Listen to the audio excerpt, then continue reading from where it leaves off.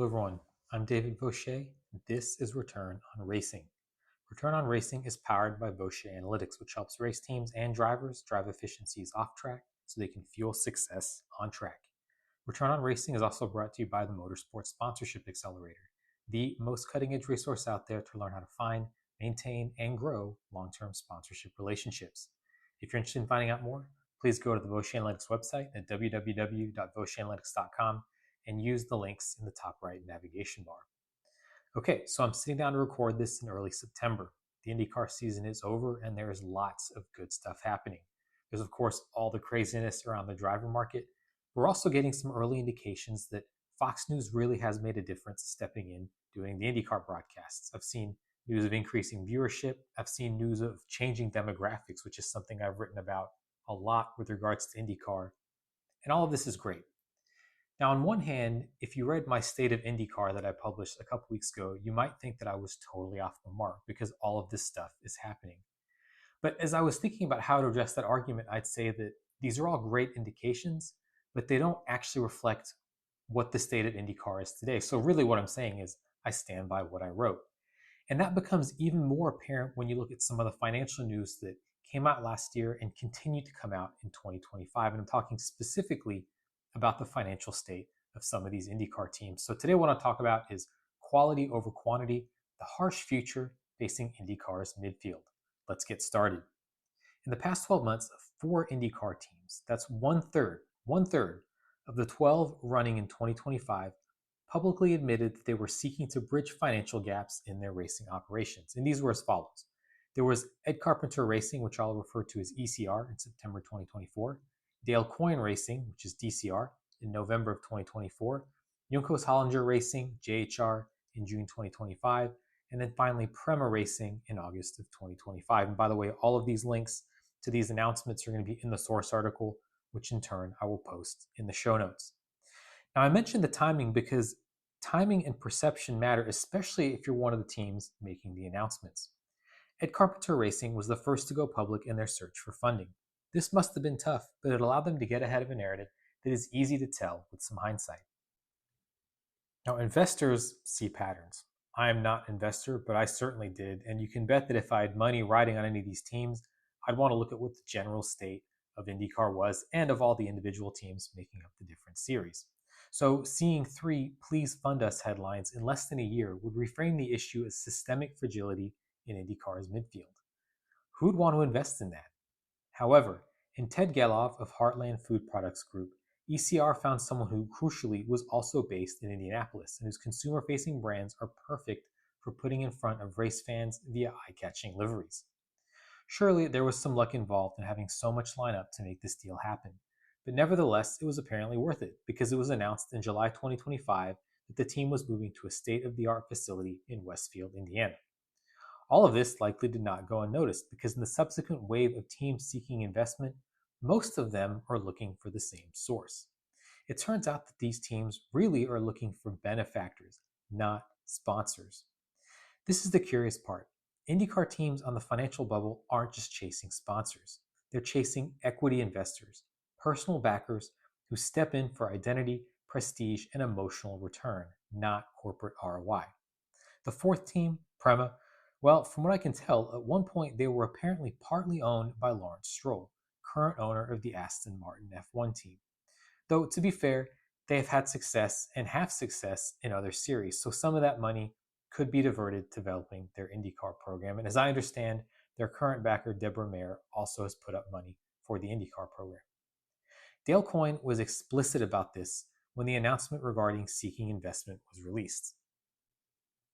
Coyne said, quote, "Buying into the team itself, it brings a few things to the table. If you have an investor who has the passion for the sport, if you have a billionaire investor, like a lot of teams have a billionaire investor, this is a game of golf to them. And to me, it's everything I do. But they can backstop the budget. They have relationships and a network to find sponsors that I don't have. That's valued. The charter has opened the door for all this big time." End quote. What is the dynamic underpinning the chase for a billionaire investor? Quite simply, as much as this represents a financial Hail Mary, or at least from my point of view, it could be about the only option left for teams that don't win consistently. And this is for the following reasons. Sponsorship is fragile in IndyCar's midfield.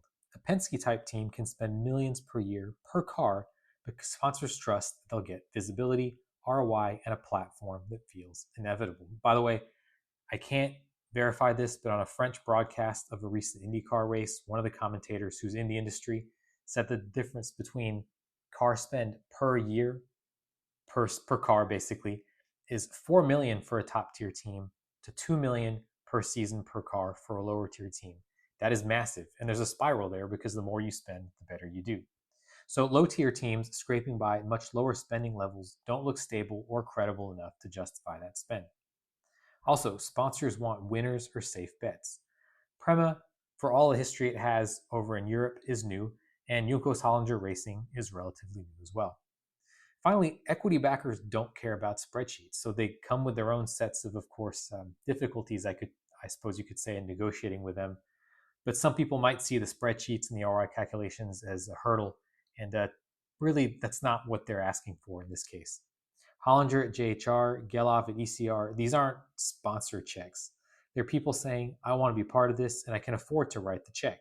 In that sense, they require less work to satisfy up front, but of course, you have to keep making sure they feel part of the team. And if you can do that, they're on board. And of course, because we're dealing with individual personalities, and certainly very strong individual personalities, that carries its own set of obligations. But up front, they don't really care about spreadsheets.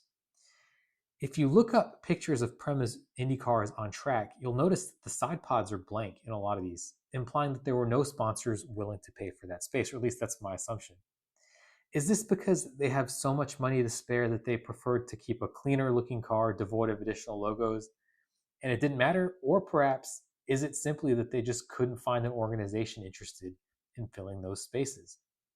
The bottom line is that in today's IndyCar, the sponsor model applies to winners, and really you can say that in all racing series. Now, I'm a big proponent of saying it's not just about race results, but generally speaking, if you do well on track, you're going to be more visible, and it's going to be easier for you to attract sponsorship potential partners. So the survival model for everyone else that isn't winning so consistently is finding a benefactor. ECR succeeded because they found one who was also a sponsor, and that dual ROI is, I don't necessarily think it's the template, but it's the best case win-win because you have a benefactor who's wealthy, who doesn't care so much about the race-to-race performance, but they can feel part of the team and they can broadcast their various brands. So that is a great situation for all of those involved. Now, as I'm speaking through this, I suppose the through line I'm not really saying is that these teams are on the bubble and maybe they'll make it, maybe they won't. And that brings up the question, should every team survive? And it's not just me bringing this up. McLaren Racing CEO Zak Brown has been blunt on several occasions. IndyCar may be stronger with fewer cars. And here is where I'm going to start the quote. So Zak Brown says, quote, I don't think the fans would miss 3 or 4 cars from the grid that aren't going to win races and don't add much value. Scarcity could raise the overall product, fewer yellow flags, more competitiveness, and a stronger sponsor pool, end quote.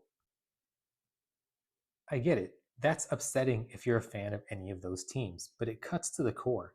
PREMA, DCR, and JHR are all caught in the money performance death loop, not competitive enough to attract serious long-term sponsors, and not funded enough to get competitive. And here's where I go back to that, again, I apologize, unchecked and really untraceable statistic of $2 million per season per car for a lower tier team and $8 million per year per car for a higher tier team. Keeping those cars alive may not be in IndyCar's best interest, and it certainly may not be IndyCar's salvation. And this is all happening, of course, against the backdrop of a new chassis coming in 2028, which is going to be an inflection point from a cost perspective. It's no wonder these teams are trying to find equity backing now because things are only going to get worse. But what if they fail? Letting the weak fall out could raise the floor of the series, and this is important, concentrate resources among the teams that matter to fans and sponsors. So what happens next? Though Dale Coyne has yet to land the billionaire backer that he and the team openly courted, the team did recently secure a primary sponsor in Alt Blockchain. This, I believe, was in July of 2025. And this is a reminder that the traditional model isn't dead, it's just harder to sustain at the midfield. For JHR and PREMA, the questions remain. I've already written a high-level playbook for JHR's equity search, and I'll link that in the show notes. But the real challenge for them and for Dale Coyne is moving beyond the idea of an investor as a mere budget backstop. And this is where I'd sort of push back on the quote that was given by Coyne up front in the earlier part of this recording. To view them that way, I think, is doing them a disservice. You really have to play into the fact that they're people and they want something in return for their investment. It's not necessarily monetary, but you do have to respect that. The bigger picture really isn't about one team's survival. So, of course, we can talk about investors, we can talk about their motivations. I want to open this up and draw another parallel or an analogy with F1. And perhaps this grates on people, but that really is the template for a lot of motorsports series. And this is the bigger picture. It's about whether IndyCar itself can create an ecosystem where mid-pack programs are more than fragile projects hunting for benefactors. Formula One's back markers are valued in the billions because the platform lifts them. F1 is huge, and as the saying goes, rising tides lift all boats. So if IndyCar wants its midfield to do more than hang on, it needs to create the same rising tide. And on that note, I want to thank you, as always, for joining me on this latest episode of Return on Racing. If you enjoyed these insights and you want more of the same delivered directly to you, please consider signing up for the Return on Racing newsletter. This is the weekly newsletter from Vaucher Analytics covering actionable motorsport strategy, cost breakdowns, and sponsor intel, all in less than 500 words. So the idea is to deliver those insights in the most efficient package so that you can utilize them directly in your motorsports operations. If you want to sign up for this, please visit the Vaucher Analytics website. You can do so right from the front page, and I'll also link the direct link in the show notes for this episode. Thank you so much again, and I look forward to speaking with you on the next episode of Return on Racing.